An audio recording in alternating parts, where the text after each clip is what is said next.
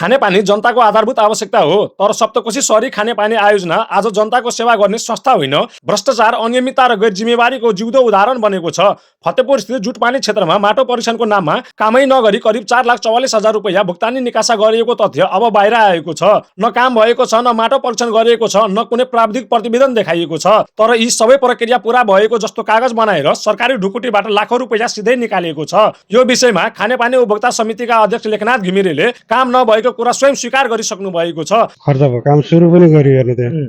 यो अहिले जुन भएको ट्याङ्की छ नि जुटपानीको पुरानो, त्यसकै आसपासमा तपाईँको त्यो सोइल टेस्ट गरेर त्यो काम सकेपछि अनि बल ल्याएर चाहिँ रोकिदिएर त्यहाँ काम गर्न नदिएपछि अब कोर्डिनेसन त यस्तो छ तपाईँको। अब यो उपभोक्ताको कुरो हो, उपभोक्ताहरूले चाहिँ नि कसैले त्यो उजुरबहादुर केही नगर्दाखेरि त्यो उसमा गर्न सकिन्छ भन्ने खालको कुरो। म त्यहाँ हामी गयौँ हेर्नु, त्यो गएर चाहिँ त्यहाँ कुरो गऱ्यौँ, यहाँबाट वन मन्त्रालयमा पनि पुग्यौँ, कहीँ पनि पुग्यौँ। अब लिखित गरेर चाहिँ भोलि जाँदाखेरि माथि तपाईँको कति महिना लाग्छ, क्याबिनेटले निर्णय गर्नुपर्छ, यो सम्भव हुँदैन भनेर हामीले यहाँ धेरै मान्छेहरू पनि कुदायौँ हुन्छ कि भनेर। अब सोइल टेस्ट गर्नुसम्म भयो। अब त्यस पछाडि आएर चाहिँ जब रोकिदियो जिल्ला वन कार्यालय जाँदाखेरि 4.5 लाखको करिब 4.5 लाखको क्षतिपूर्ति अब को बिहोर्ने हो, किनकि त्यो काम त भएको छैन नि। त्यसको भुक्तानी त अब तपाईँहरू लिनै मिल्दैन नि। यदि भुक्तानी लिइसकेको अवस्था छ भने त्यो भुक्तानी तपाईँहरूलाई यसै मिडिया मार्फत फिर्ता गर्नुपर्छ।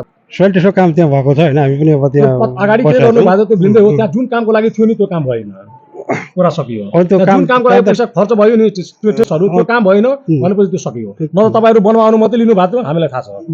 वनसँग हामीले कोर्डिनेट गरेका छौँ, सोधेका छौँ। वनसँग तपाईँहरू जब विवाद आयो त्यसपछि कोर्डिनेट गर्न जानुभयो भने वन तपाईँले कसरी कोर्डिनेट गर्छ? पुरानै ट्याङ्कीको उसमा हो त्यो तपाईँको। त्यो पहिले वनको विवाद फेरि अनि किन आयो त? वनले किन विवाद गर्यो? वनले पनि त मापदण्ड हेरेर नै विवाद सृजना गरेको हो नि। वनको आफ्नो त जग्गा त थिएन, जाऊ भने जाऊ, नियमले दिएको छैन होला, त्यही भएर न वनले तपाईँलाई रोकेको हो। अहिले पहिले हो त्यही बनेर आएको पुरानो संरचना भएको ठाउँमा चाहिँ बनाउँदाखेरि त्यो 4.5 लाख त्यो पनि कोल्याप्स भयो।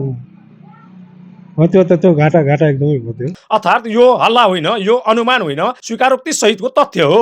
तर यति गम्भीर स्वीकारोक्ति आएपछि पनि आजसम्म कुनै कारबाही भएको छैन।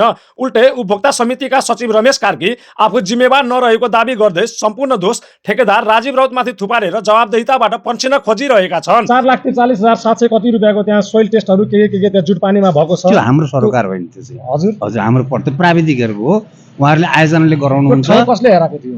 ठाउँ त अब उहाँहरूले रोज्नु भएको ठाउँ पनि हामीले आफै गएर ठाउँ रोज्नु होइन। यसो हो, त्यो मैले अघि तपाईँलाई प्रश्नमा आयो त, जग्गा किन्दाखेरि यो जग्गा धेरैवटा जग्गा हेरेका छौँ हामीले। फतेहपुरको तपाईँलाई चन्द्रनगरको जग्गा पनि हेरियो, त्यो उपयुक्त भएन। त्यसपछि विद्यालयको जग्गा हेरियो, त्यो पनि उपयुक्त भएन। अन्तिममा गएर किन्न पर्ने भएपछि त्यो जग्गा हेरेर हामीले नेपाल सरकारको प्राविधिक परामर्शदाता सबैलाई बोलाएर त्यो स्थान परीक्षण गराएपछि ल यहाँ चाहिँ यो ठुलो ट्याङ्की बनाउन उपयुक्त हुन्छ भन्ने उहाँहरूको रिपोर्ट भएर मैले अघि तपाईँलाई पनि निवेदन गरेका थिएँ कि हामीसँग सरकार भन्दा बाहिर 4.5 लाख रुपियाँको यो जुन ठेकेदारहरूले गडबड गर्यो नि, त्यो 4.5 लाख पैसा, त्यो 4.5 लाख पैसा अब चाहिँ नि भुक्तानी तपाईँहरूले गर्नुहुन्छ उहाँहरू? होइन, कसरी गर्नु? हामीले त्यो हाम्रो सरकारै होइन त। हाम्रो त त्यो उपभोक्तासँग उठेको 2% रकम निर्माण गरे बापतको पैसा हामीले दिने, हामीसँग त्यो सरकारै होइन त्यत्रो कुराहरू। उता ठेकेदार राजीव राउत पक्षले काम समितिकै निर्देशन अनुसार अगाडि बढाइएको दाबी गरेको छ। अहिले तपाईँ चाहिँ 4,43,000 कतिको त्यहाँ सोइल टेस्टको थियो, सोइल टेस्टहरू प्लेट टेस्टहरू के थियो त्यसमा यहाँ छ मसँग पेपरमा जुटपानीको। अहिले चाहिँ हाम्रो तपाईँ चाहिँ सचिवज्यूले अध्यक्षज्यूसँग पनि उपाध्यक्षज्यूसँग मैले कुरा गरिसकेको छु।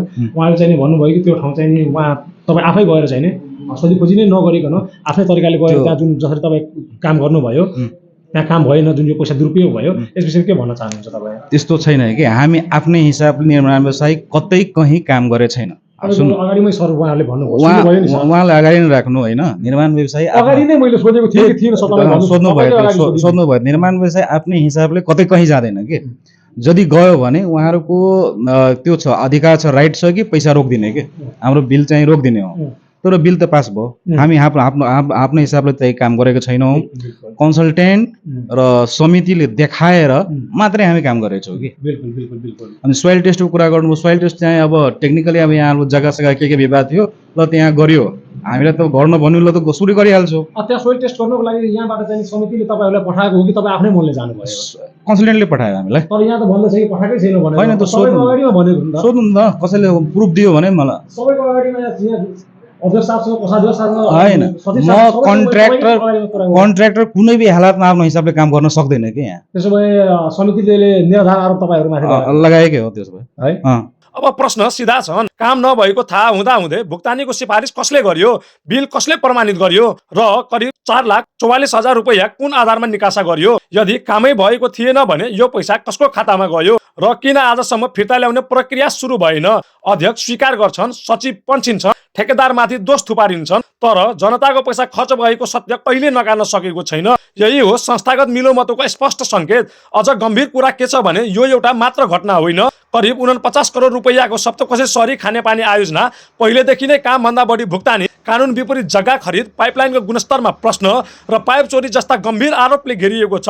यति ठुलो बजेट जनताको करबाट आएको हो, तर त्यसको उपयोग जनताको हितभन्दा बढी केही व्यक्तिको स्वार्थमा लागिरहेको देखिन्छ।